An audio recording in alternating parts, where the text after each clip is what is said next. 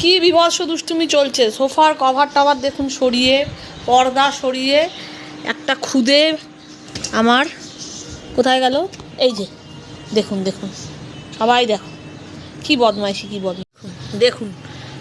মানে ও 3-4 মাস বয়স, সবাইকে নাচাচ্ছে, দিদিকে নাচাচ্ছে, ওই দিদিকে নাচাচ্ছে, অবস্থাটা দেখুন। এই আবার উঠে পড়লো, আবার নেমে পড়লো, মানে কি করবে।